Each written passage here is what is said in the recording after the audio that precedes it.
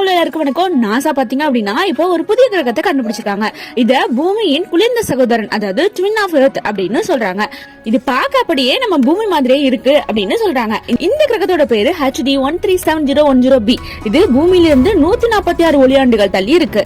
ஆச்சரியமான விஷயம் என்னன்னா, பூமியில ஒரு வருஷத்துக்கு 365 நாள் இல்லையா, இந்த கிரகத்துக்கு பாத்தீங்கன்னா 355 நாள். கிட்டத்தட்ட நம்ம ஊர் காலண்டர் மாதிரி தான் இருக்கு. ஆனா இதுல ஒரு சின்ன சிக்கல் என்னன்னா, இது ஒரு குளிர்ச்சியான பூமி.